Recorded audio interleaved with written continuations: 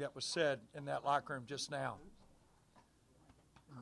Actually, Doug brought it up. Step back and look at a big picture. We were 0-5. We had lost at Purdue, Murray, St. Mary's, Gonzaga, true road games. Had lost to UCLA on a Monday. And the captains walked back. They're 0-5. And the leadership kicked in. The next morning, between our walk-through pregame meal, we lose 4 guys with food poisoning, stomach flu. I don't know. We lose 4 guys. And after playing those 5 teams, they go and beat Central Michigan, and then just go look at the chart, look at the course. And I don't know how any coach at any level, any sport, could be more proud than I am. And the reason is because I've been with them every single second, and I've witnessed it. CJ breaks away to grab Coach Mincy and give him an embrace. I mean, that is class personified. And my highlight of this journey is to see these players celebrate each other. It wasn't look at me. Saturday, we beat Liberty. Dylan goes and does the media, and they all wait for him. I thought the bus had broken down. I said, what's going on? We're waiting for Dylan, Coach. And I said to Dylan privately yesterday, I was so proud of him. I'd never seen him happier in my life. JB's job defensively on one of the best guards in this league today, that's never going to show up in a box score. He was 3 for 5. Oh, no, 8 points, 9 rebounds, 2 assists. You never see what he did against arguably the best guard in the league who goes 2 for 11. CJ, I love it. Hundreds of thousands look like C.J. Fleming. How come they're not? He doesn't look like LeBron James. It's amazing to what you can do if you're dedicated, if you're driven. And these guys, that locker room was incredible in there. That locker room was just one of the highlights of my life, period, on or off a court. And I'll be remiss, because I'm going to get out here and let them talk. This community, this city, our players understand what Freedom Hall's like. My hat's off to you. Thank you. This community, they listed as 6,251. It sounded like there was every bit of 16,000. And I've coached here when there's 16,000. Thank you to them. These players appreciate it, but before that, they deserve it. And you came out, and you deserve it. We thank you. You want me to leave, or is there any questions for me? I've talked to most everybody already. Does anybody need anything from me? I'd rather you talk to these guys. I know you want this moment to be about your guys, but just for you personally, I know with you and your family, just growing up here, just how special is this moment for you?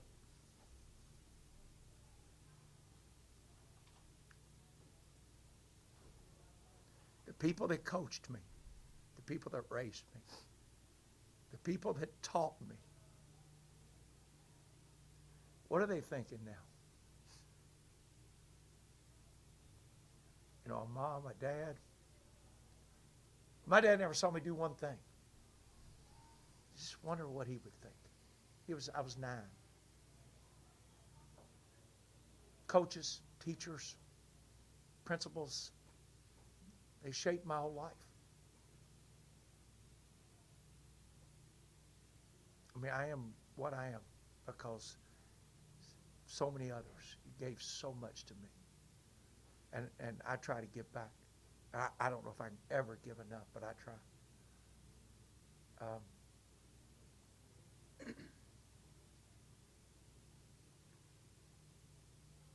just wonder what they're thinking. My high school coach's wife called me the other day, and he's passed. And it was an unbelievable phone call, how proud she was of me. And that man shaped my life. There's so many coaches.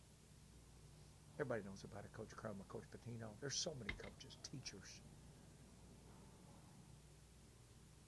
It's hard to talk about. It really is. But I'm thankful every second of every day. Anybody else got anything? Take us through what's next, what the process will be for determining where you guys go. John Roberts can answer that as well as I don't. We have contracts for the College Basketball Invitational, which will be exclusively all in Daytona.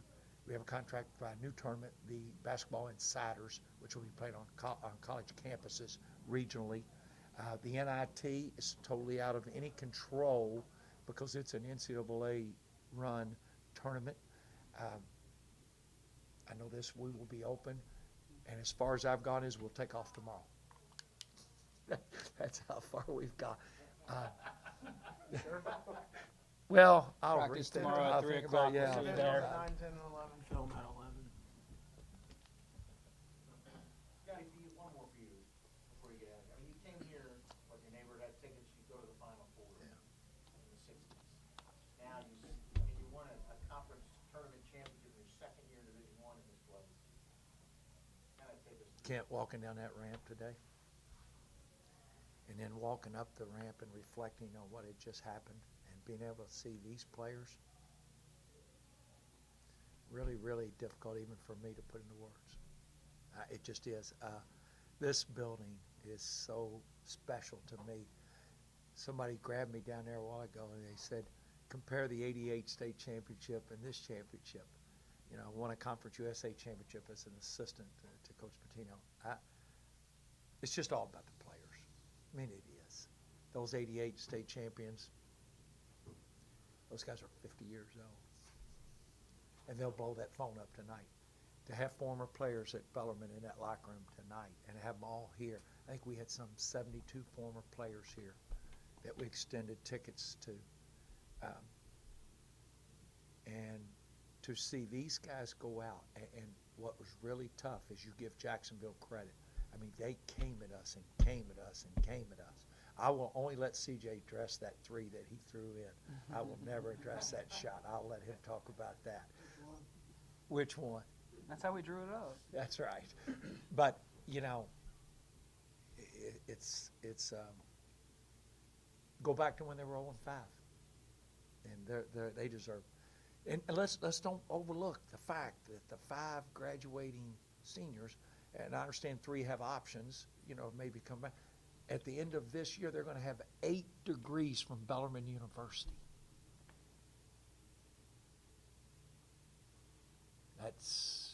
Why can't you do both?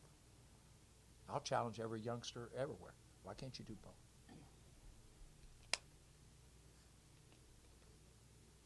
Everybody good?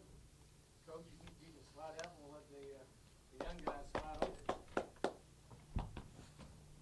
over. You know, my favorite thing in coaching is stand back and watch them celebrate. I've never coached with a court storm. I couldn't even see them. I stood back to watch them cut the nest down as far as I could because I wanted to see them. And they got up on a ladder so I could see over everybody. Again, thanks to everybody.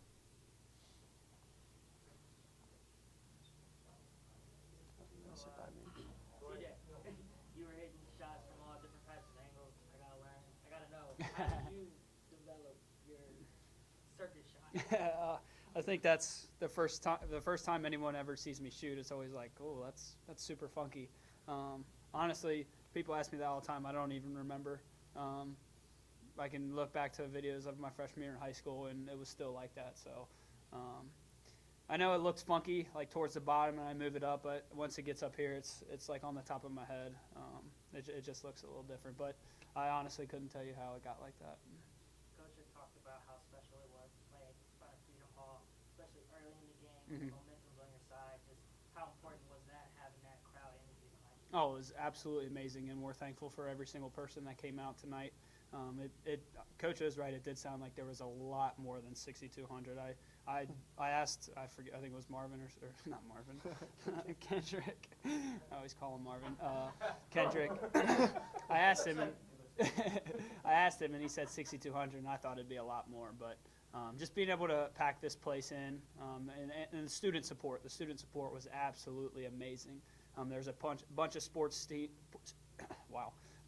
teams that came out too, and we're so thankful, and it was just a heck of a night. You guys were already going to be a special class with this program, making the transition, and now this. How long will it take for you to take a step back and fully grasp what played out tonight? We were talking in the locker room, and Dylan said that. He said, we don't actually realize what we just did, being able to win the ASUN Conference Tournament Championship in our second year in Division I with a very, very good league. I know the top 4 teams were very good, but then the teams in the middle of the pack made some huge strides throughout the year. But I think it's kind of hard when you're in the moment to kind of take a step back like that, and the floor being rushed. I looked back at the bench and saw them coming. I turned around, and we were just getting swarmed. So it was just such an awesome feeling, and I think maybe a little bit down the road we'll be able to look back and be like, wow, we did that in Freedom Hall. We were able to get a conference championship and do it together with our brothers. So it's just such an awesome feeling. Coach talked about that 0-5 start and how it was such a critical moment. Looking back on that, did you realize at that moment that was, I don't want to necessarily call it do or die, but it was that season-changing of a moment? Man, it sure felt like that. I know Coach Bo said it in the locker room, but we had walkthrough after the UCLA game or before that? After UCLA. We were playing Central Michigan that day, and honestly just kind of had a heart-to-heart about what was going on. And I mean, we were just 0-5 at the time, down in the dumps. Everything wasn't going our way. And then Coach said we got the flu, or I don't even know what it was, a stomach bug. Yeah, that All too. the above. And we just kept fighting. Guys stepped up, and I know we've talked a lot about our favorite memories this year, and that Central Michigan game will stick out in our minds, just how we came together and being able to play in Vegas like that. But that situation was huge for us. It really took a turning point, and we started playing teams that weren't that good, like Gonzaga and UCLA and all that. So played some. They're now all at the top 25. Yeah, so we started playing some different teams, which helped too. What was the locker room like after Coach talked about how that was emotional, what made it that way? Was that a surprise that Coach was all that emotional? Oh no, Coach talked, then Bo talked, and then Doug talked. Are they all to me? I don't even know. And then they all, everyone took a turn, and then he let the seniors speak, and CJ tried to make everybody cry. I was getting a little emotional. It's just being able to do that, and just being out there with all of our, not even just our personal families, but each other's families that we know so well. It's just such an awesome feeling. You guys are all relatively local, and there's not a lot of guys that get to do what you did in front of as many families you did. Does that add to the night? You guys can go. I thought those were all jokes to me. My bad. I thought I was taking it. You want me to go, Dale? I think it's a JV question because his parents are usually the first ones in the event. I say you should ride across the bridge. That's a great question for Justin. Yeah, Spugs, you say that, and I was actually thinking about that earlier today, just the fact that my parents support so much, and Dylan's family and CJ's family do the same. And to answer your question, it's something that had to work out perfectly as far as teams winning and teams losing and us getting here for us to even have the chance to play in front of our families and in front of Bellarmine here at Freedom Hall. And if you would have told us that we were going to be playing the ASUN Conference Championship game here in front of 6,200 people, we would have said, I hope so, or I wish, because it's something that hopefully will be remembered for a long time. But to have the support that all of us have and to be so close to Bellarmine, I think the most is 3 or 4 hours away. It's very special, and it's not like that everywhere. But CJ mentioned it. We're so close with each other's families. And I don't know, CJ's mom might have hugged me, and Dylan's mom might have hugged me harder than anybody out there. So it's amazing to be able to see so many familiar faces at our games and to have that support. Dylan, what would you say to the decision makers who will send out bids for like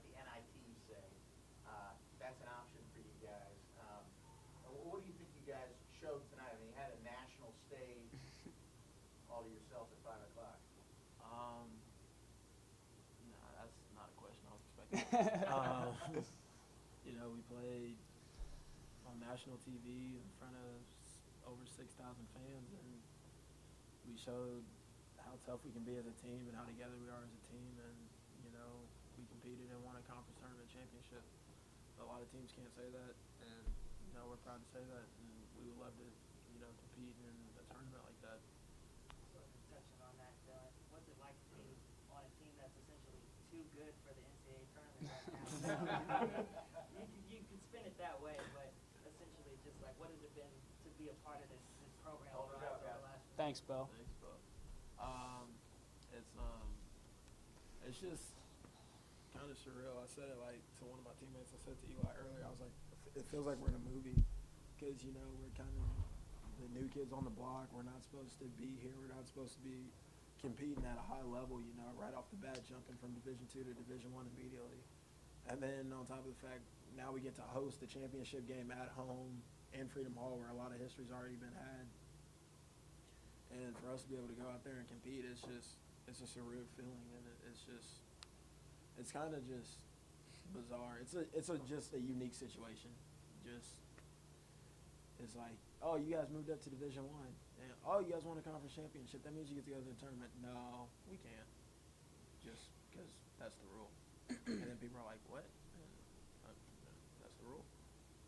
I guess for either any of you three, just what is your mindset? Because for any other conference tournament champions, they're already thinking, oh, well, we're looking forward to Selection Sunday. We're going to see where we're going, who we got. And you guys have a unique, if nothing else, perspective of that. What is your mindset now, knowing that Selection Sunday will come and go, and your view of it will be substantially different? I mean, we've made it a point to control what we can control, and that's it. And as exciting as Selection Sunday is, and as exciting as it would be to see our names up on the screen, which we deserve, we're going to control whatever comes next, whether that be practice later this week, or film, or anything like that. We're going to do it together, and we're going to have the right attitude about how we approach things. And that's the reason that we're here today, is just being in the moment, never taking for granted where we are, and as badly as we would love to be able to have the chance to play in the NCAA tournament, we're just going to enjoy and take in the last moments that we have together as a team. That's a little nicer answer than I would have. You can give your answer. No, you're good. Jeff Coleman just tweeted it's starting up to put Bellarmine in the IT. Yeah. Everybody go like it and retweet it. Might as well. Put Bellarmine in We the should hear our NCAA name on tournament. Selection might as well. Sunday. Yeah, I'm about to Go one say. better. I'm about to say that. Not too Grab that cool, mic, but make your case for the How about the NCAA tournament too? We deserve to hear our name on Selection Sunday to be, I don't know, 16 seed, 15 seed, whatever we are. it is. We deserve We to don't be care. in. We deserve. we played Gonzaga before. Yeah, I mean, not even that. Just we put all the work in that other teams have, maybe even more. We went through a grueling stretch. Then we went and beat Liberty on the road, or we had Florida Gulf Coast at home, beat Liberty on the road, and came back and won in front of 6,000 in Freedom Hall. We deserve to hear our name, but unfortunately, that's not the case. What would that mean to you if that's part of your legacy? You guys maybe do get that change. That's what Kids like you all won't have to. I did say that. I don't know who I said that to, but if Marvin, if this gets it changed, that would be awesome. Bellarmine would be I would say the guinea pig to change the rule, but it's just unfair. I think I said it earlier. Merrimack or Monmouth, a team did it. I think they got to the conference tournament championship, and I don't know if they won it or not, but they wouldn't have been able to play. Merrimack won as a reclassifying institution, they won the regular season Okay. title and weren't allowed to play. North Alabama did it last year. Wow. Yeah. Right, they don't let them play. So, and it's just, you grow up, and one of the biggest times of the year, if you're a sports fan, is March Madness. And you sit there and you watch team after team with their players up front and their cheerleaders, their coaches, everybody, and their name goes up on the board, and they just go absolutely insane. We deserve that. We honestly do. We put the work in, came out here and had a great win tonight, but unfortunately the rule is the rule, and can't do anything about it. For now. Yes. To stay on the topic of Freedom Hall, however the postseason plays out, it seems reasonably unlikely that you'll get another game here. But how hard was it to make that final walk up the ramp? I don't even know if I was thinking about that. Yeah. I was kind of just, I was actually going to get Justin because he's talking to everybody in I the was world. sprinting up But no, being able to play here, I know we love Knights Hall, but being able to play in such a historic place like this, it's honestly been such an awesome feeling to be able to think about who else went down that ramp. I know Coach talks about that a lot, but just taking it step by step, it just honestly was just an awesome night. Thank you guys. Sounds great. Thank you all so much.